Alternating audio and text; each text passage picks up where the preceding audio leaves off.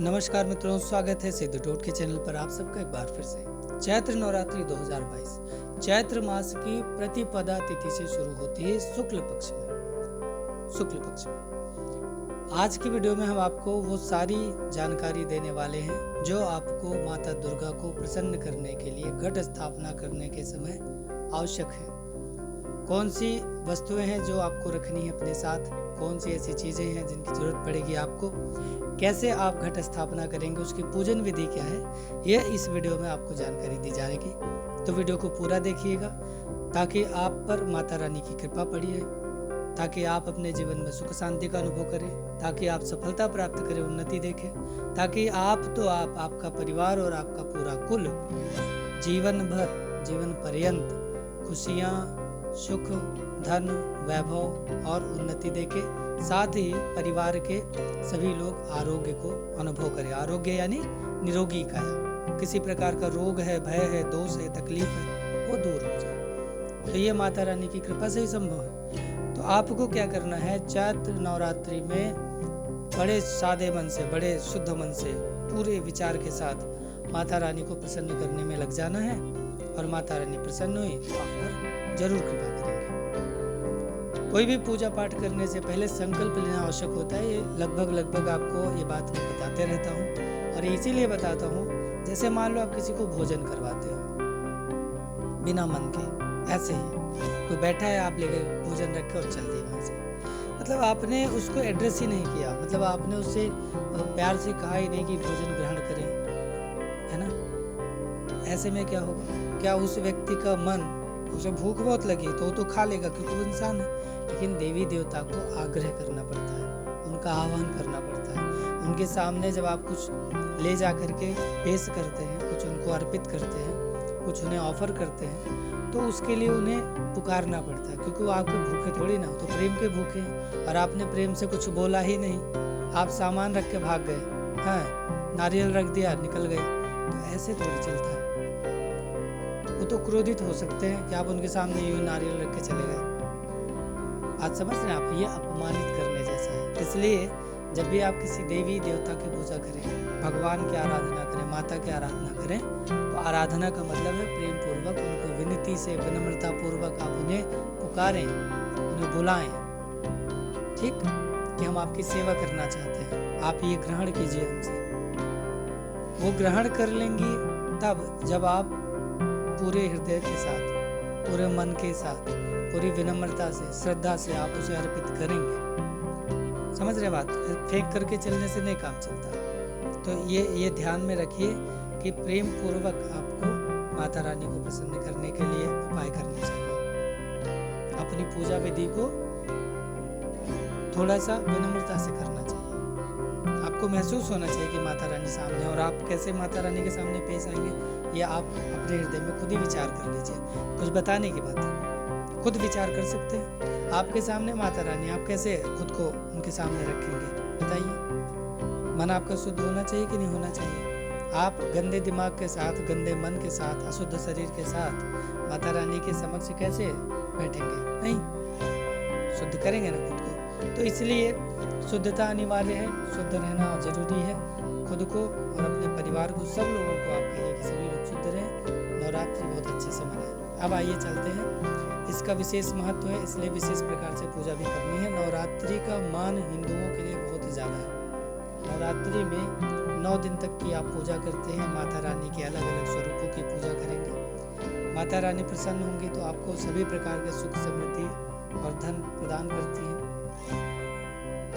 अलग अलग प्रकार के पूजा विधान है, तो मैं आपको सामान्य स्तर पर बातें करूंगा ताकि सब लोग इसको कर पाएं। जिस किसी को कोई विशेष पूजा करनी है, वो अपने आचार्य से या हमसे अगर जानकारी प्राप्त करना चाहे तो उसको अलग से प्राप्त कर सकता है। लेकिन सामान्य तौर पर सबको जो पूजा पाठ करना है, कैसे घट स्थापना करना है, वो हम आपको इस वीडियो में बताने वाले हैं। तो चैत्र नवरात्रि चैत्र मास की शुक्ल पक्ष की प्रतिपदा तिथि से शुरू होगी, यानी पहले दिन से शुरू होती है। और इस साल ये त्यौहार आपका 2 अप्रैल 2022 से शुरू होगा और 11 अप्रैल 2022 को ये समाप्त होगा। इस दौरान माता रानी को प्रसन्न करना है। परिवार को कोई भी सदस्य किसी भी प्रकार के अनैतिक कर्म में लिप्त नहीं होना चाहिए। अगर होता है तो उस परिवार पे कल्याण नहीं होगा, उस परिवार का कल्याण नहीं हो पाएगा। बहुत सीधी सी बात है। राक्षसी प्रवृत्ति रखने वाले व्यक्ति माता रानी को प्रसन्न कभी नहीं कर सकते।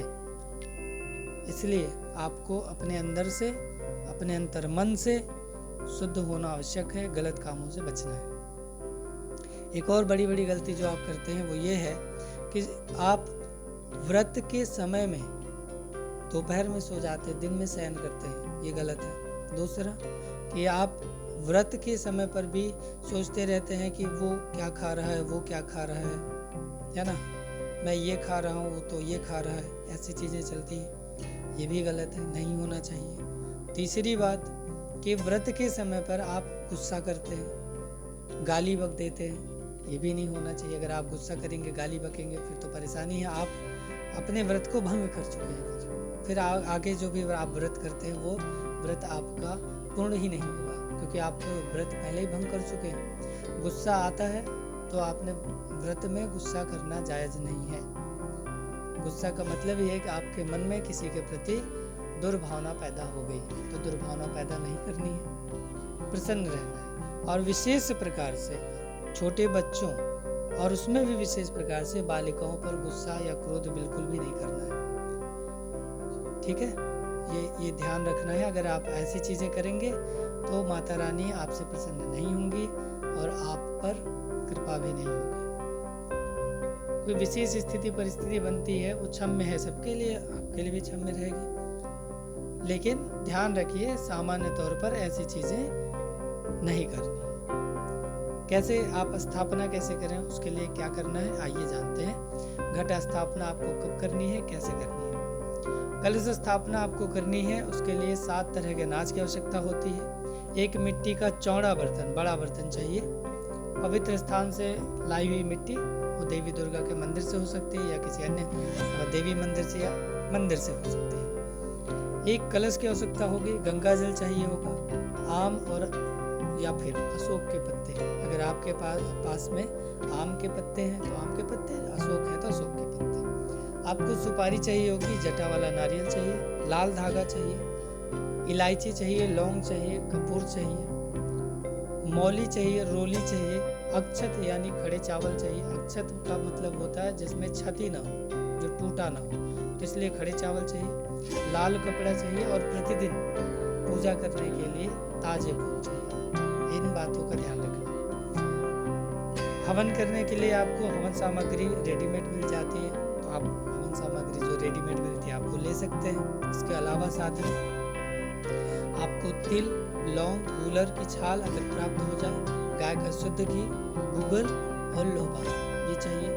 माता रानी को अर्पित करते हैं, प्रसन्नता होती है। उसमें कुछ और भी चीज़ें जैसे इलायची है, शक्कर है, जौ है, ये चीज़ें माता रानी को बहुत पसंद है, उनको प्रसन्न करती हैं।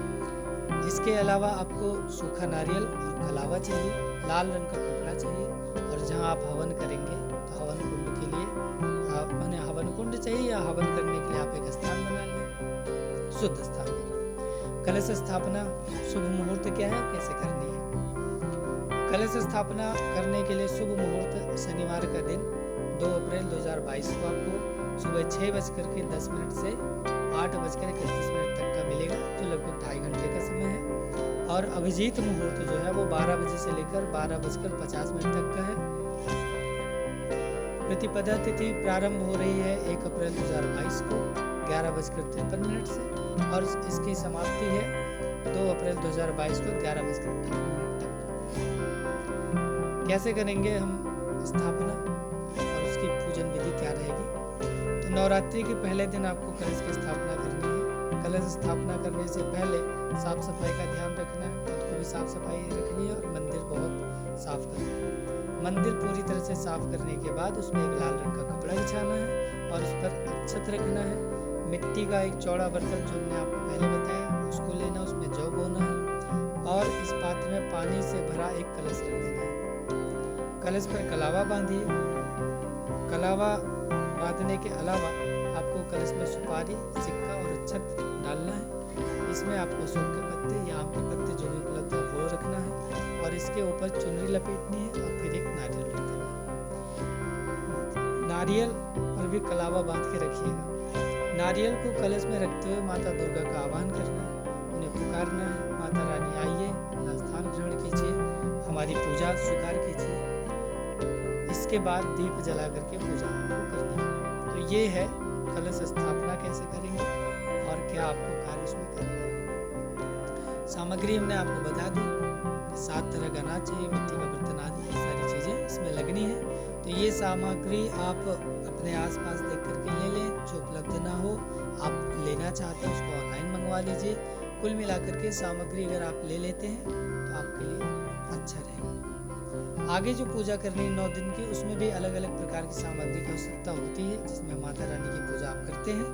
तो वो पूजा करने के लिए भी जिन सामग्रियों की आवश्यकता है वो आपको वीडियो के डिस्क्रिप्शन लिस्ट में मिल जाएगा, तो आप वहाँ से देख लें। जो चीज़ें आपको आसानी से प्राप्त हो रही हैं उन्हें वैसे ले लीजिए, जो नहीं मिल सकती हैं उसको आप ऑनलाइन डिस्क्रिप्शन में लिंक रहेगा, आप वहाँ से चेक कर लें, आप वहाँ से प्राप्त कर सकते हैं। अगर नहीं लेनी है तो कोई बात नहीं है, जो आपके पास उपलब्ध है आप उन चीज़ों से माता रानी को प्रसन्न करें। माता रानी ने नहीं लिख के रखा है कि आप मुझे इससे पूजा करिए तभी हम प्रसन्न होंगे। लोगों ने पूजा की, अनुभव प्राप्त किए, कई बार माता रानी बताई भी है कि हमें ये चीज़ें चाहिए। जब किसी के ऊपर आती हैं तो अपनी बात कहती हैं। और इसके अलावा पूजा पाठ सामान्य करिए, बहुत विशेष पूजा जिसे करनी है वो बात कर ले या अपने आचार्य से बात कर ले जो आपके आचार्य हों, ताकि आपको सही मार्गदर्शन मिले और आप माता रानी को प्रसन्न करें। मैं उम्मीद करूंगा आपको सारी बात समझ आ गई होगी और आप माता रानी को प्रसन्न करने के लिए अपने आप को और अपने परिवार को लगा देंगे। मिलते हैं अगली वीडियो में, तब तक के लिए नमस्कार, खुश रहिए, जय माता दी।